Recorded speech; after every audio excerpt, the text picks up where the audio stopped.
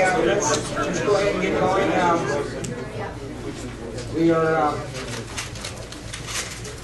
little bit past by 5 minutes, so let's go ahead and get started. Agenda item number 17, NDOW comment on the future draft environmental impact statement for the comprehensive conservation plan for the Sheldon National Wildlife Refuge. Commissioner Drew for possible action. The DEIS for the comprehensive conservation plan for the Sheldon National Wildlife Refuge is scheduled to be announced. It actually has been announced in the Federal Register as scheduled. Will trigger a 60-day comment period. So I guess what we have is September 9th, October 9th, and so November 8th. The department shall give the Commission an update on the CCP for the Sheldon National Wildlife Refuge and the potential impact on wildlife natural resources. The Commission may provide policy direction to the Nevada Department of Wildlife on all such matters and may take action to direct the Department to provide written comment to the U.S. Fish and Wildlife Service, DEIS. The Commission may also decide to write a letter of its own, in its own support of the comments of the Nevada Department of Wildlife. Commissioner Drew. Thank you, Chairman. I just wanted to make it abundantly clear what I'm getting at and why I put or asked for this to be on the agenda. Essentially, what I'm going for here is, as the policy arm of wildlife management in the state, I think it's necessary for this commission to comment on policy that's going to dictate public land management, which obviously has a direct impact on our wildlife, on plans that are going to dictate that for the next 15 to 20 years, and the Sheldon CCP does that. Obviously, there's a 60-day comment period that would have closed before our next meeting, so I thought it was important that we had it on this agenda. I don't, the way this was originally written, I think it kind of indicated that we would be dictating to staff what the staff did. That is not my intent. My intent is to see what the staff has developed, support their technical input, and then if there's some specific policy issues that we want to weigh in on, then we can do that as a commission. But I've reviewed the letter that was submitted by the department previously. I think it did a great job identifying some of the technical issues with the original CCP when it came out. Obviously, they got a chance to, I think, review it as a cooperator in that plan. So that was my intention in part. The other part of my intention is to put things like this on our agenda so that it goes out to the cabs and involves sportsmen, so they know when and how to comment on these things that I view as being very important to sportsmen, wildlife enthusiasts, and recreationalists. So that's where I'm coming from. I don't know, Ken, if you had anyone that wanted to specifically address any of the technical comments. Well, Elmer's walking up. I will tell you that at the executive oversight meeting at the Aqua for sage grouse, we asked the Fish and Wildlife Service, and what are you doing to ensure regulatory frameworks in place that sage grouse on your wildlife refuges? And then a comment was made, maybe this is exactly what you need to get the horses off the Sheldon. There was quite a bit of chuckling. But in fact, they are doing a review specifically for sage grouse. So this is really timely. This is happening, specifically at the Sheldon. Go ahead. Good afternoon, Mr. Chairman and other commission members. For the record, Elmer Bull, Habitat Division Chief for NDOW. Chairman, or Commissioner Drew, I'm not sure necessarily what you're looking for, but what I have in front of me are some of the highlights from the comment letter that was sent to the Fish and Wildlife Service on the 14th of November. That was in response to the administrative draft that was out. And of course now, as you mentioned, the draft document is out, issued the other day. Comments are due back in by the 9th of November. Also with me here today is Mark Freed. Mark is the supervising habitat biologist for the Western region back over here. If I can't answer some questions or if I'm not providing information, we can have Mark come up and talk about things also. Would you like to review the highlights of the comments from that letter, or what? I think that would be helpful for us to commission. Okay. All right. Again, these were the comments submitted via letter back in February to the administrative draft that was provided to our agency and others, I'm sure.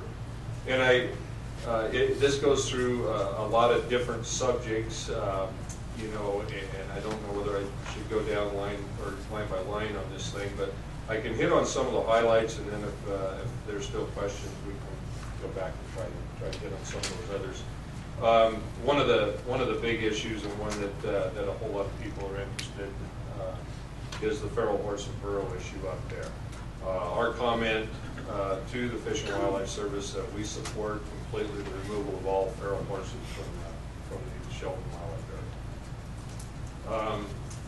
With regard to fisheries, NDOW supports keeping sport fishing available, supports dredging Catnip Reservoir, restoring Catnip Creek, repairing or maintaining the dam on Catnip Reservoir, supports maintaining Lahontan cutthroat trout in Catnip, supports managing Big Spring Reservoir for LCT or red band trout, supports continued fish stocking in Big Spring Reservoir and Catnip as sufficient spawning habitat doesn't exist to ensure natural sustainability.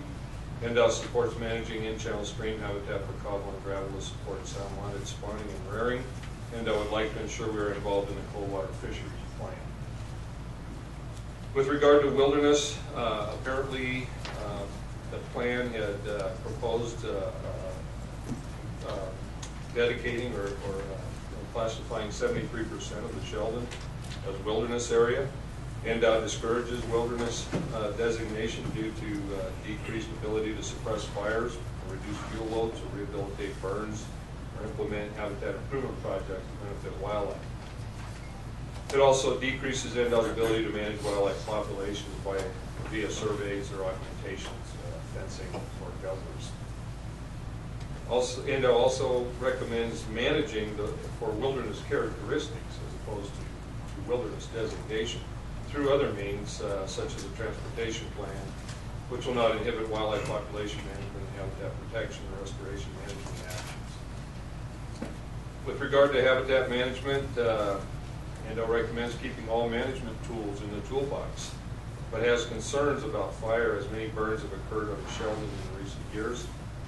NDOW encourages a partnership with Sheldon to restore some of these burned areas to mountain mahogany and mountain brush communities.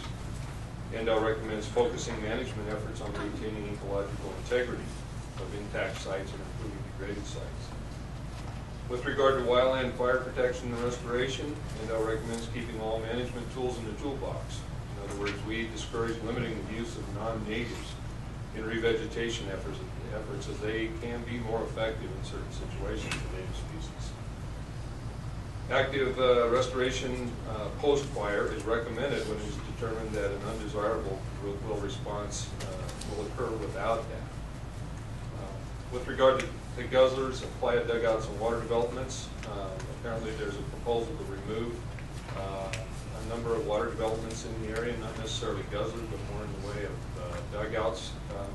The removal of water development should receive specific analysis to ensure it's warranted.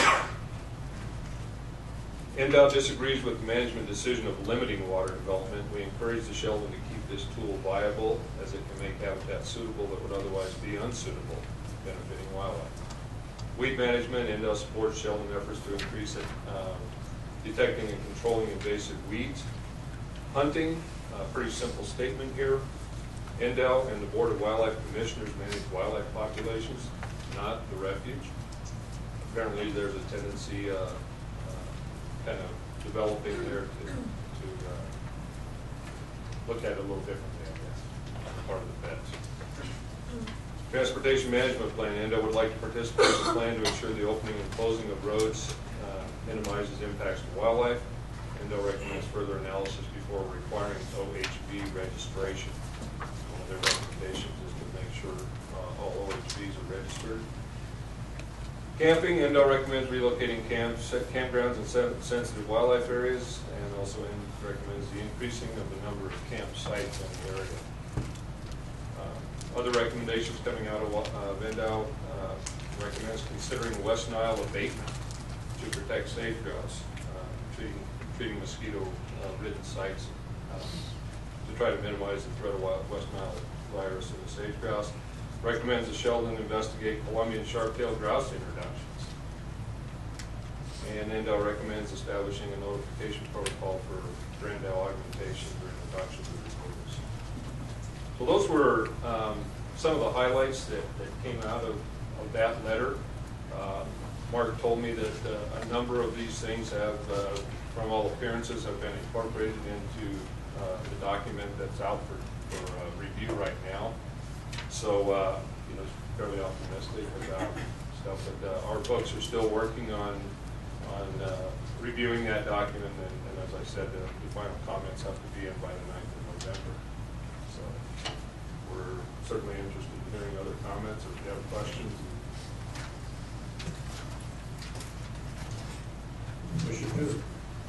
No questions from me at this point. Okay. The other commissioners with regard to the Sheldon Commissioner Rob? There was quite a discussion at the Washington County Advisory Board the other night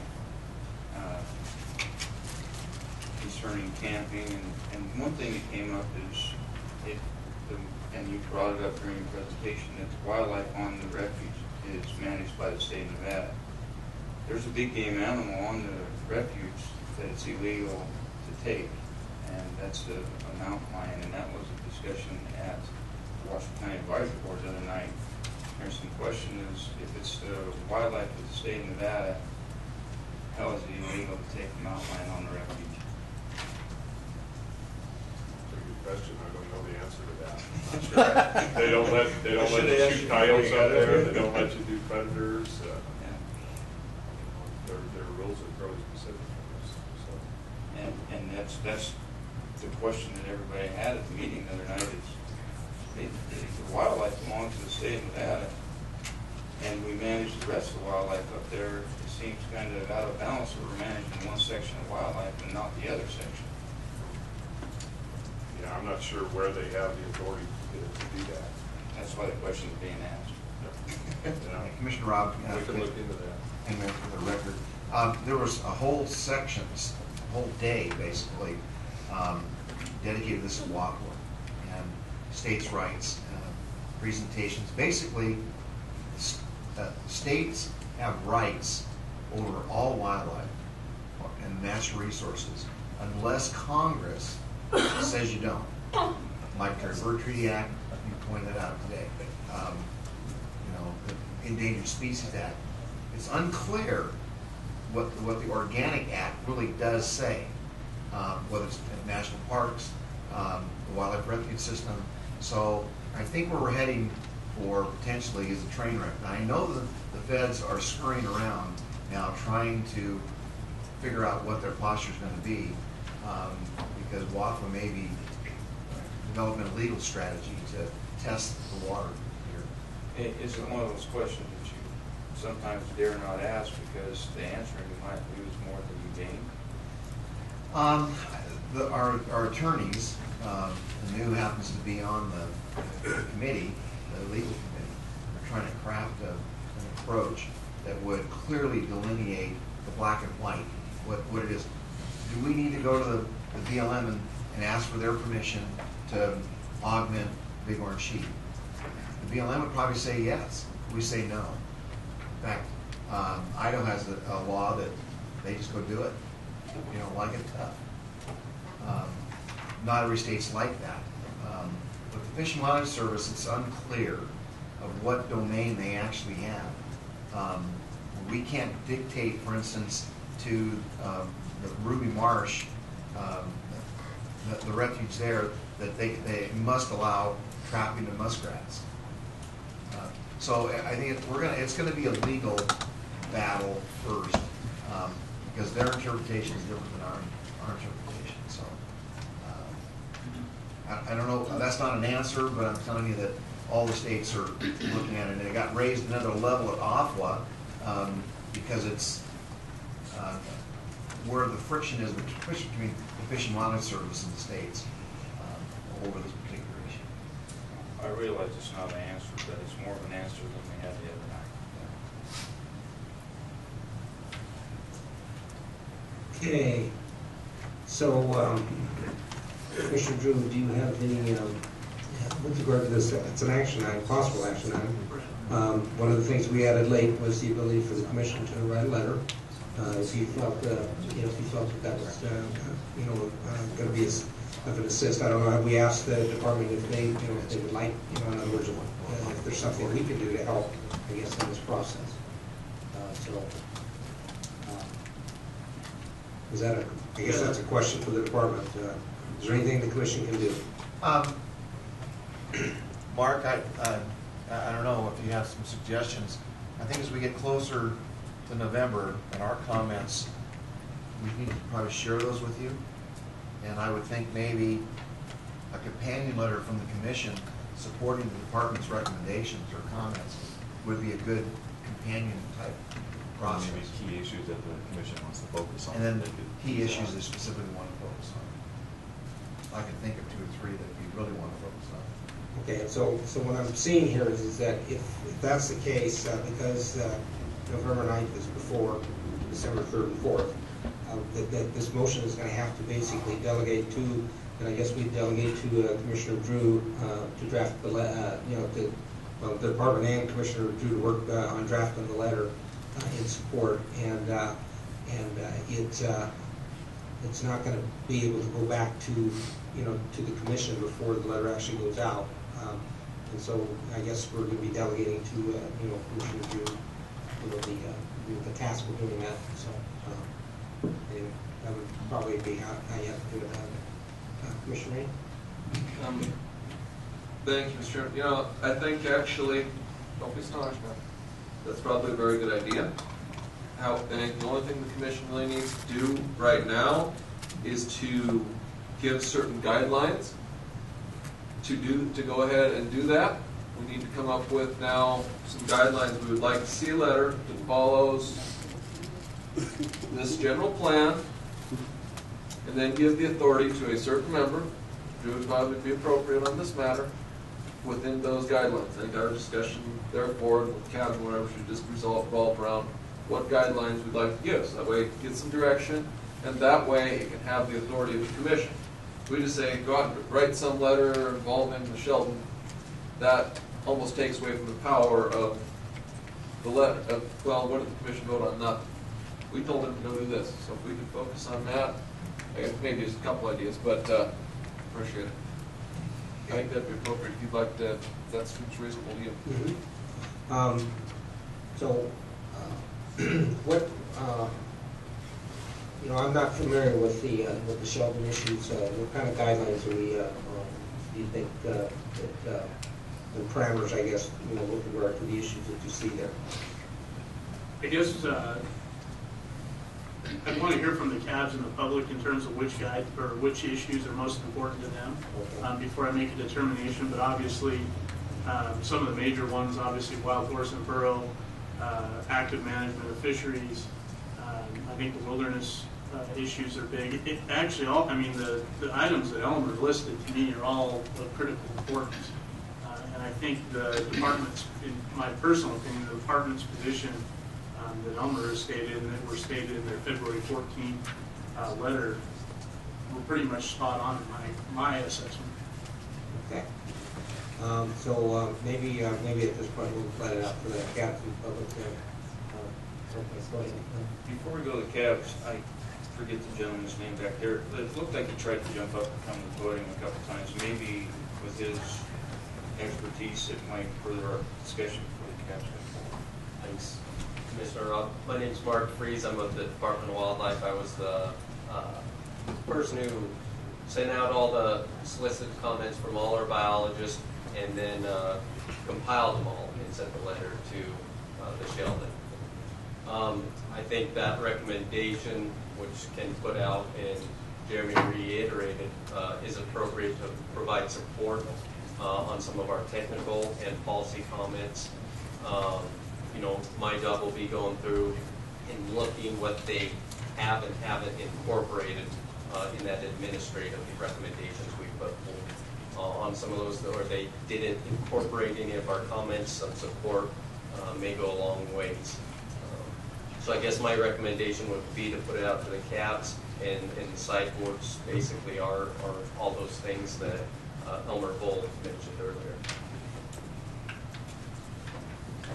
And I want to have some discussions with our DAG with regard to our procedures on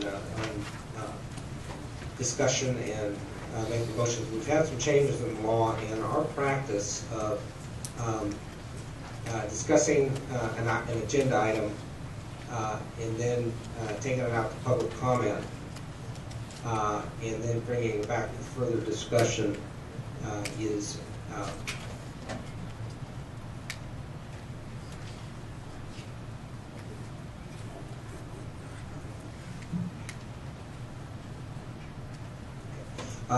so basically the new rules are that if we bring it back, in other words, the commission discusses the agenda without public comment.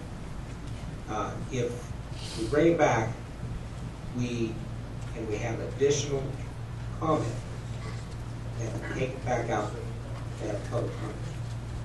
In other words, we bring it back and have additional commission comment, then we have to take it back out to have additional public comment, and then bring it back for the motion. Now, once a motion is made and seconded, we can have additional commission comment with regard to the motion without taking it back out to the public. And so, anyway, that is the way we need to be doing it, and so that I just want to clarify that. So, at this point, and so I guess that's important that we exhaust as much as possible any commission comment at this point in time, so we don't end up going back and forth. So, any other commissioners have a comment with regard to the Sheldon? Go ahead, Commissioner Rain.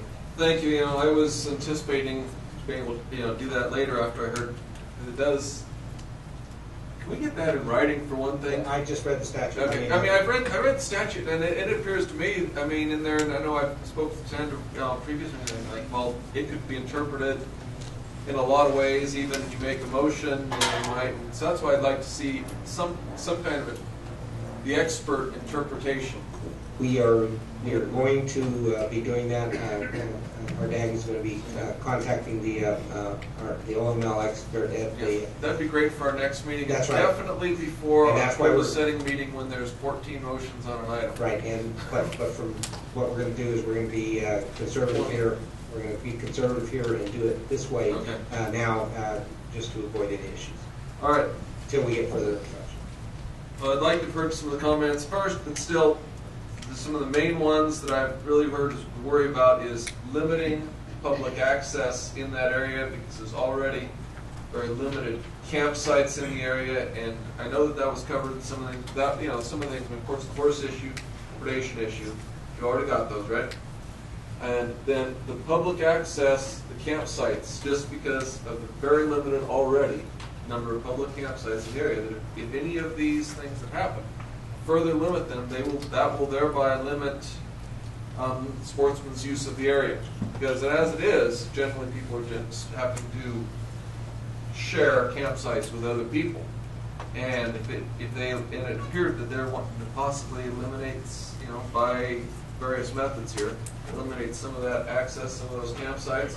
So that would be a major, I would think, hunter item. We got to maintain every campsite that's open that possibly can, because otherwise you'll just be stacked on top of each other and don't really have any privacy or quality of the hunt would just be severely degraded.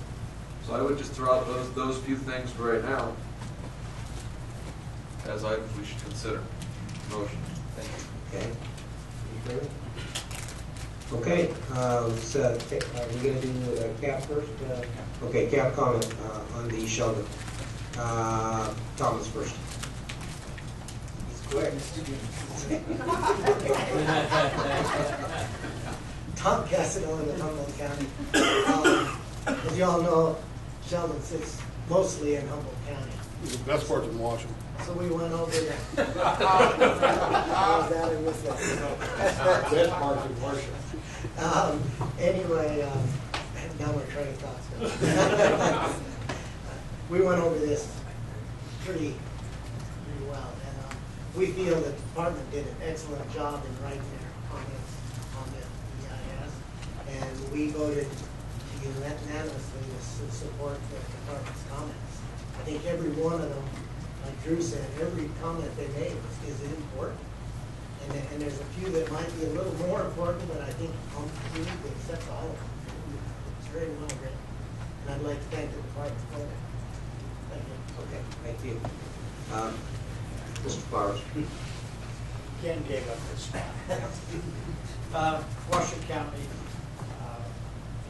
recommends that the commission approve the recommendations by NDOW with an emphasis on the removal of wild horses and burros, more camping area opportunities, and the opening of predator and mountain lion hunting.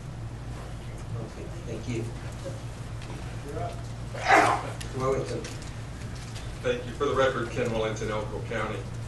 We had a couple of issues that came up during the meeting, and one was asking for a 10-year study during this process so that we could have some documentation coming back as to the progress of the removal of horses, and also for, we had asked for some predation allowances within that area. Personally, and don't fall out of your chair, but I agree with Mr. Rain on this about camping, disbursement, and travel with wilderness stuff. And that's just a concern. Personally, from Elko County, we take a pretty good stand against that in the government. Thank you. Okay, thank you. Paul? Paul Harris, Clark County CAD. Clark County CAD again supports NDOW's recommendations on their letter, and I would second what the other CADs have said in regards to predator control and as far as being able to hunt coyotes and wildman in the mountains. Okay, thank you. Mr. Jermaine? Kane County goes along with what's been presented. Also, we were in favor of horse control and predators. Okay, thank you. Douglas? Mr. Cook?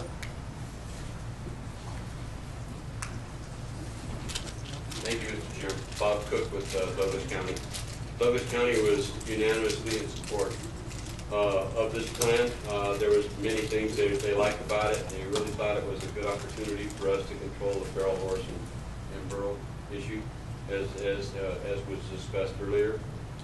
They like the idea of possibly putting fences up. They are concerned about the fact that it could be designated a wilderness in certain areas. As far as OHV travel, camping, possibly predator control.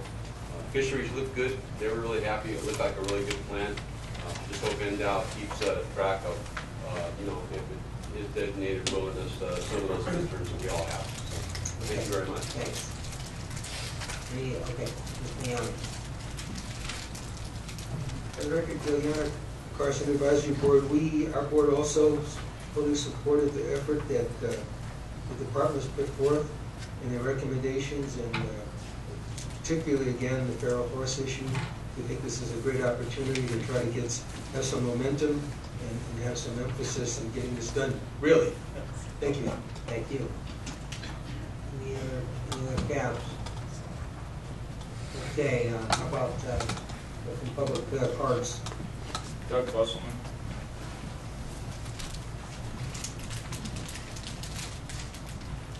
Mr. Chairman, for the record, Doug Busselman, Nevada Farm Bureau. We're very supportive of the commission doing the support letter along with the agency. One of the things that we would like to emphasize in the discussions relative to wild horse or feral horse removal, if the Bureau of Land Management is going to be involved in the removal, we want to make sure that the horses that are gathered off the Sheldon aren't counted against the overall management numbers that BLM would remove from the range over a year's time. We're on a very small allotment of how many horses the Bureau of Land Management is going to manage. And so it's almost a zero-sum game where if you take horses from one area, it reduces the ability for horses to be removed from other areas, and on a range-wide basis, we have serious overpopulation issues that need to be addressed. So if there was a way to incorporate into your comments the importance that these horses that are removed from the Sheldon aren't counted against the overall total that will be removed, I think that would be very helpful to the other areas in the west. Thank you.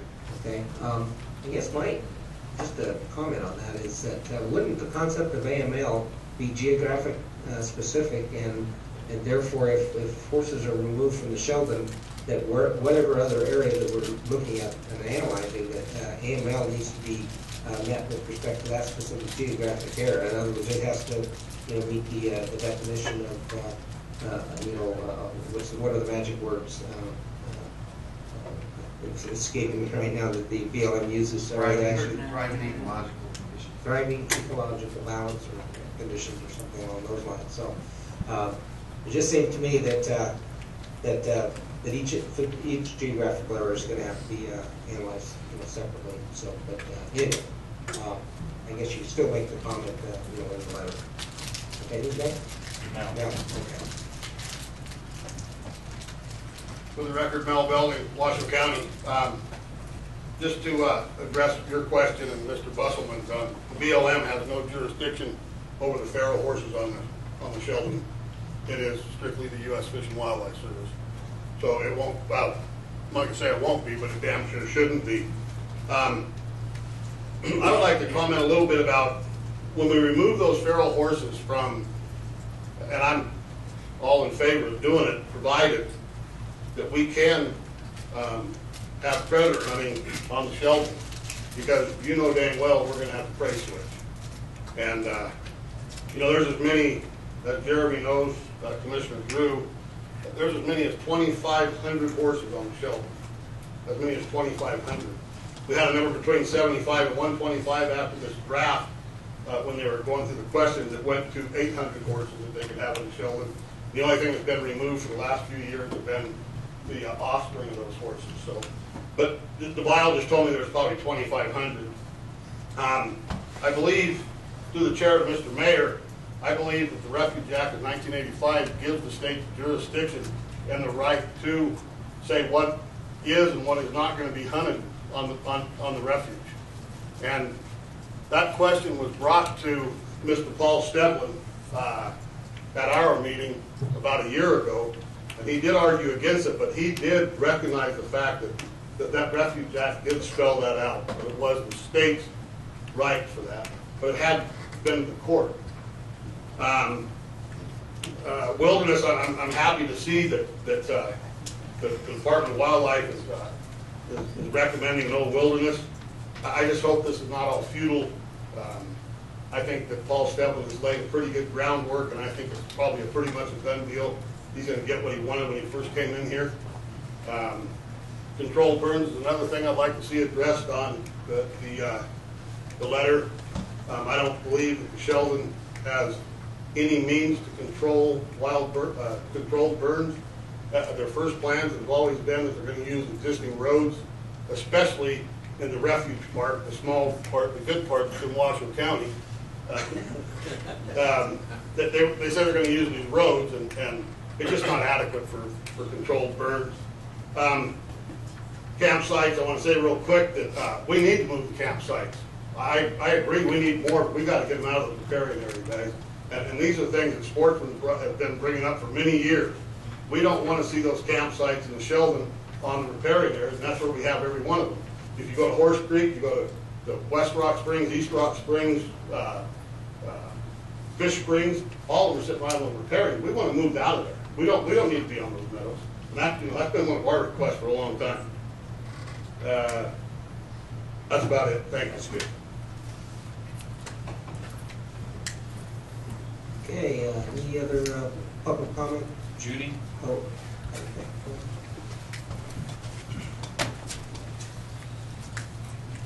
Thank you, Chairman Macbeth and Commissioners. My name is Judy Karen for the record, and I'm here representing the Coalition for Nevada's Wildlife. We had commented back on September 1st, 2010, and we also had Mr. Paul Steblin come and answer a few questions that we had pertaining to the CCP that was going to be coming out. We haven't written our formal opinion and submitted it at this time, but we have some key points that we would like to bring forward. Most of them have been touched on by Elmer and some of the calves already, so I'll just go over it very fast. it is to zero out the horses. 85% of the budget on the Sheldon is used for management of horses.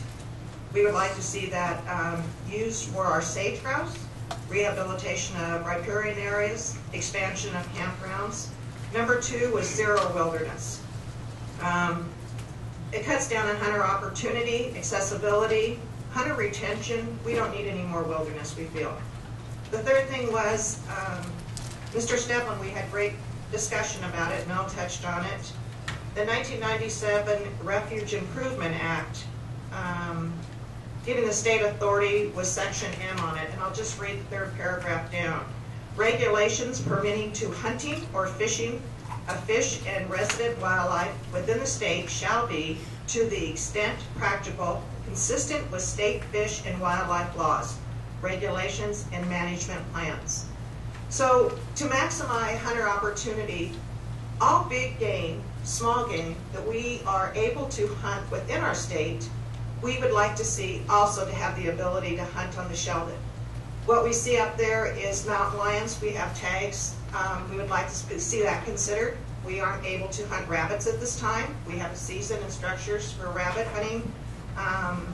Mel touched on a very good point. If these horses are removed, we are going to have a problem possibly with the predator base shifting to one of our prey animals. The other thing we wanted to touch on is the suspension of wildfires. If we did have wilderness, that would affect how we can manage the fires. So those are the things we want to talk about, but we would really like to see it where all species are accessible to maximize our hunter opportunity. Thank you. Okay, thank you. Dr. Lynn? Thank you, Mr. Chairman. Jerry Lynn, I think that everyone is really, sensitive and they really value the Sheldon. And I think all the items the department came with are outstanding. They cover just about everything. I keep getting emails on the plan, option two, vote for that, And I think that as far as addressing who controls the animals on there, when I was on the Washoe County Board, the department recommended, I think, 200 antelope, or 100 antelope in the early and 100 antelope in the late season. And the director of the refuge, Mike Nunn, came up, and we told him that you can't control the wildlife, we can. And he said, you can control the wildlife, but I control the refuge. I'll shut the refuge down. I'll shut off the campsites and that. So there is ways that they could restrict the hunters up there. They can't restrict, I think, our wildlife, but they can restrict the access. And I'll put no roads on everyone, no access on the road. So we got to be careful on that because there are things they could do to restrict us from hunting up there if they don't agree. And in the past, we've always agreed with them, but they do their own surveys, and they said we take our survey data instead of NDOW survey data. So we sort of look at your quotas based on our data. So we've got to be very careful. Yes, we can regulate the wildlife, but they can regulate our access and stuff on that too. Good comments. Thank you. Okay, any further comment from anybody? Okay, then I'll bring it back to the commission for motion. This may be a classic case of be careful what you wish for, but I'll venture a first crack at the motion and then we can go from there. My motion would be to designate myself to draft a letter on behalf of the commission, generally in support of the February 14th, 2011 technical comments provided by the Nevada Department of Wildlife, with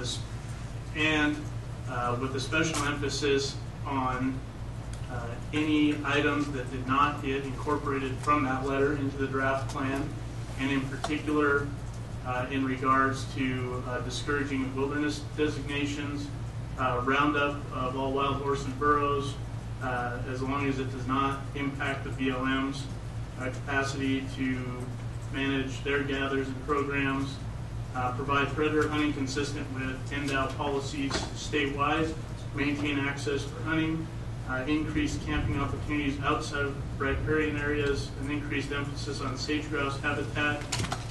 I think that's it. Second motion, first discussion. Okay, I have a motion and a second. Do we have any discussion with regard to the motion from the commission? Mr. Chairman? Yes, go ahead. Thank you. Just on the first portion of that motion now, I'm trying to think how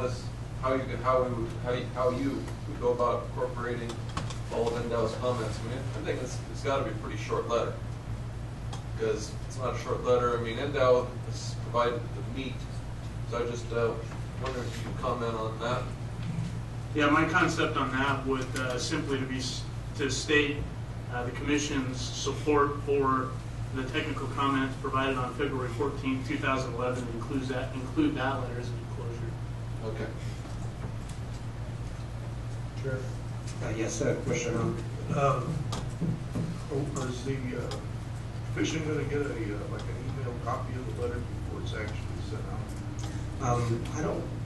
I don't think that we're going to be able to do that. We're going to delegate. We're going to make a delegation here, and I think we'd run into problems if we send it out in an email for the purpose of having further discussion and comment. Because now at that point I think we're. Am I on track here? Do you think that that's problematic to send it out for further discussion with the commissioners?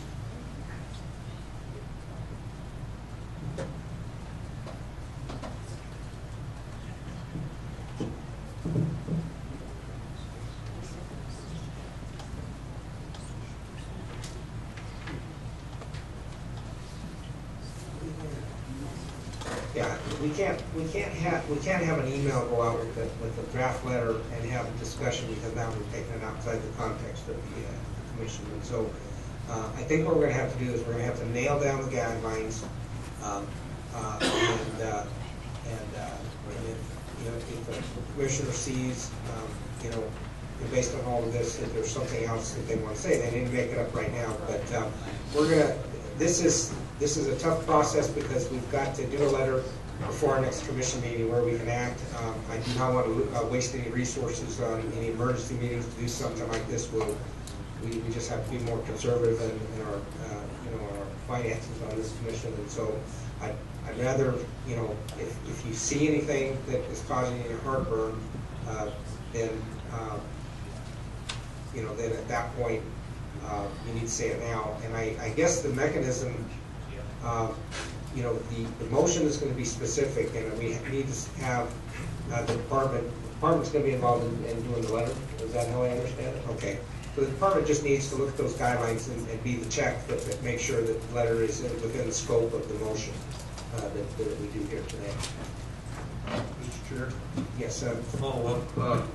The reason I was asking about that is, if what I heard is true, that the BLM has no jurisdiction over these horses there in the first place, why do we need to mention it if they have no jurisdiction? Can I address that? Sure. The jurisdiction falls under U.S. Fish and Wildlife Service because it's a refuge. And so the U.S. Fish and Wildlife Service, in their plan, now for 15 years, is essentially saying we're going to gather all wild horses and burros within a 5-year period. And at that point, it's their jurisdiction to make sure that happens. I think Mr. Busselman's concern is because Fish and Wildlife and BLM are both Department of Interior agencies.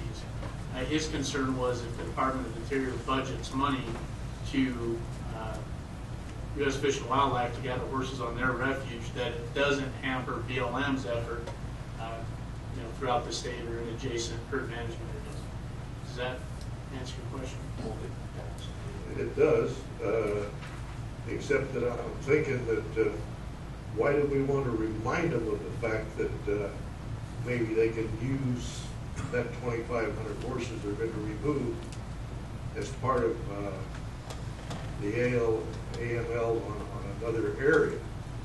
I think, you know what I'm saying? Yeah, and as stated in my motion, it would be removal of all horses and burros, with the caveat that that does not impact BLM's gathers and programs. Well, my point there, with that caveat, you're saying if it is going to affect it, then you're going to leave the horses. I see. Right? Sure. Well, I'd be favorable to an amendment if you want.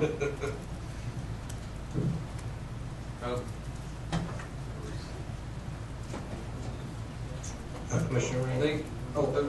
go, you haven't spoken yet. Okay. Thank you, Commissioner Rain. I guess before you were going to make a proposal to modify, it's also one of those things that you hate to leave the stone unturned too. You know, and I guess if that's where I'm coming from, because if you don't bring it up, you know, I agree. I understand exactly what you're saying, Commissioner Ellis. You know, you don't want to highlight things. You don't want to give them cards that they may not have. But at the same time, we struggle with that leaving stones unturned. And I, being the one that wants to attack that kind of stuff, I think I prefer to have it written in as a caveat at the risk of doing something I haven't thought of. That's just kind of where I'm at, Commissioner. I'm just struggling with, I guess, you know, that is one portion. Do we need that in motion? Simply without, I mean, you made it part, you're happy with withdrawing that particular portion? You think it's about how valuable you think that portion of the motion? I think it's valuable, and I think it's important because it was something that was suggested to us. Right, that's following that, then I have a problem with it, but I think that we need to make sure that, you know, as part of this motion, you know, is the intent, perhaps, is that while, and just as it stated, you take into account NDOW stuff, but, you know, by doing this motion, you authorize one person to have the final word on it, and that person is Commissioner Drew. He has the final word on the matter, and take into account all the stuff that's in the motion. Just wanted to make that clear for, you know, we're talking about, well, who's going to draft it, whatever. It doesn't even matter who drafts it.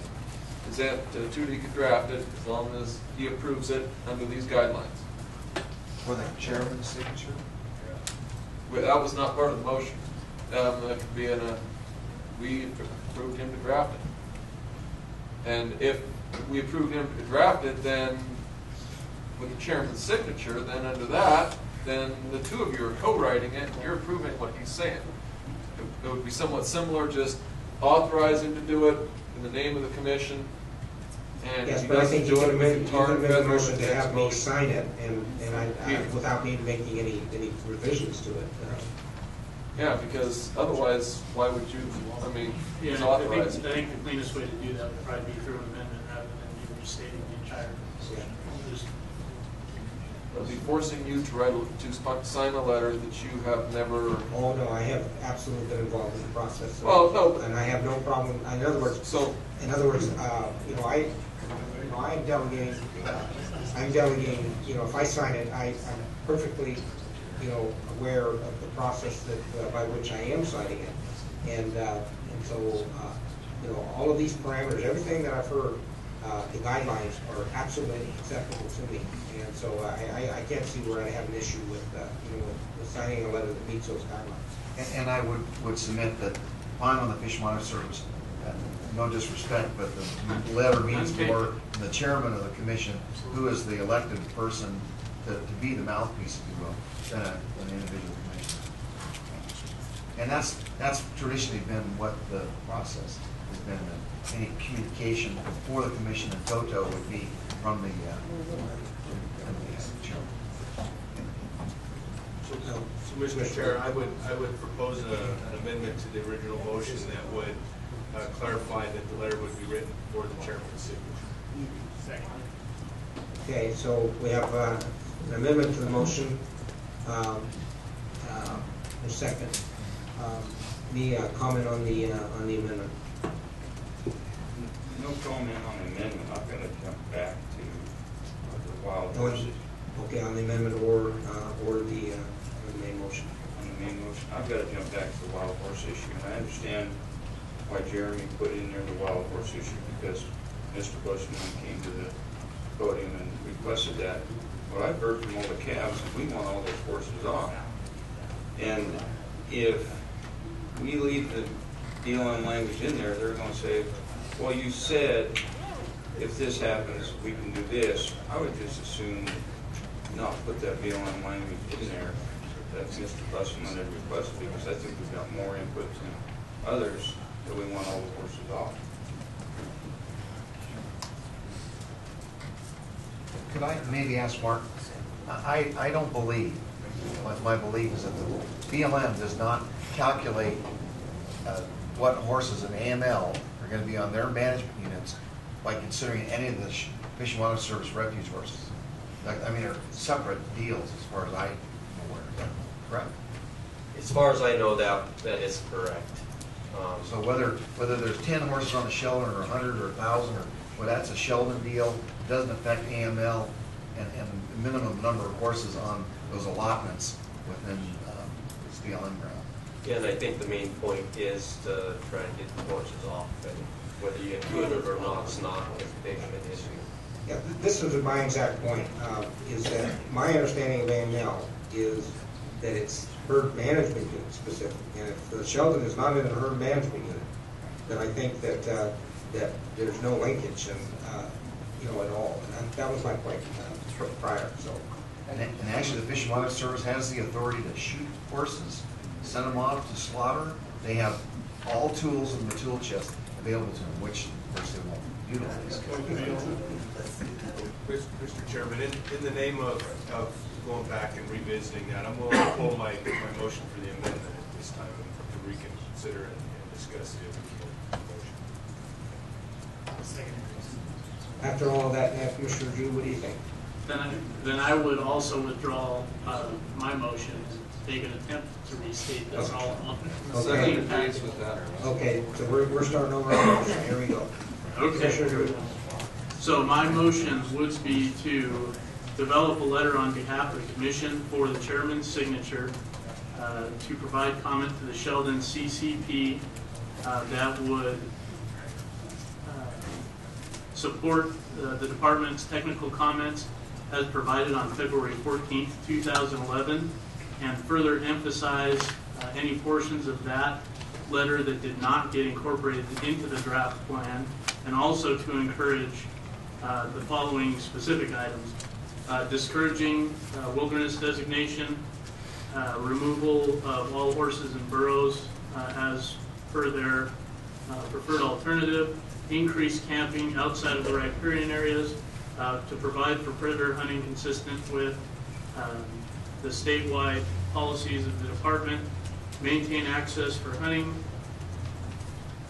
emphasis on improving sage grouse habitat. I'll second that again. Okay, so we have a motion and a second. Any further discussion on the motion? Clarification. Okay, more clarification. Thank you. Clarification is, and just for my understanding then, as I stated before the previous, you will draft it utilizing whatever resources and get us final say over the content. You'll sign it. That's false. Yes, that's where we're at. Yeah. Okay. Okay.